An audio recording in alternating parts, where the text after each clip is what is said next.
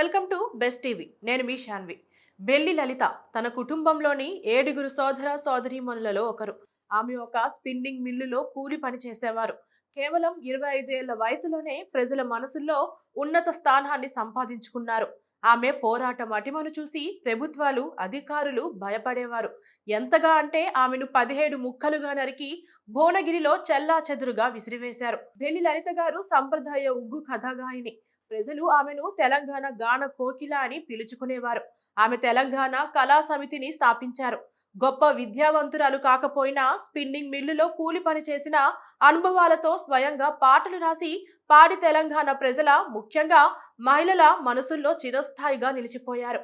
ఆమె అణచివేతకు గురైన తెలంగాణ ప్రజల గొంతుకగా మారి నాటి ఆంధ్ర పాలకులను నిలదీశారు. దగాపడ్డ తెలంగాణ సభలో తన గొంతుకతో తెలంగాణ విడి రాష్ట్రం కోసం గట్టిగా డిమాండ్ చేశారు. భువనగిరి, వరంగల్, మెదక్, మహబూబ్ నగర్ ప్రాంతాల్లో తెలంగాణ ఉద్యమానికి ఆమె ఒక ఐకాన్ గా నిలిచారు. కేవలం ఉద్యమకారిణిగానే కాకుండా హైదరాబాద్ లో వేశ్య వృత్తిలోకి నెట్టబడిన ఎందరో మహిళలను ఆమె రక్షించారు. 1999 మే 26న లలిత గారు పని ముగించుకొని ఇంటికి వచ్చి ఒక సమావేశానికి వెళ్లి తిరిగి రాలేదు.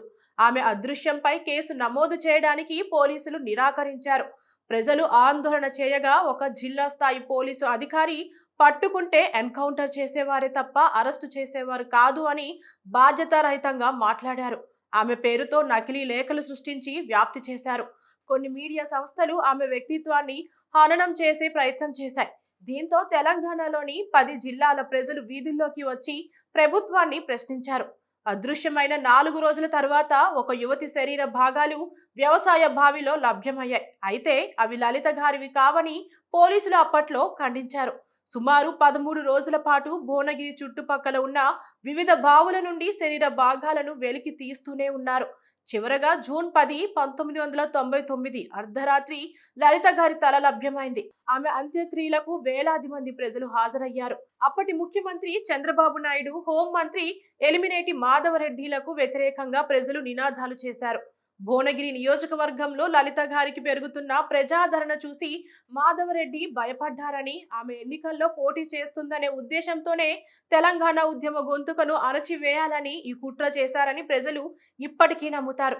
పోలీసులు, ప్రభుత్వం ఈ హత్యను ప్రేమ వ్యవహారంగా చిత్రీకరించి ఆమె వ్యక్తిత్వాన్ని దెబ్బతీయాలని చూశారు. కానీ ఆమె సోదరుడు కృష్ణ గట్టిగా పోరాడి గ్యాంగ్స్టర్ నయీంపై కేసు పెట్టారు. చాలా కాలం తర్వాత నయీం సోదరుడు అలీముద్దీన్ మరియు అతని అనుచరులే ఈ హత్య వెనుక ఉన్నారని పోలీసులు తేల్చారు.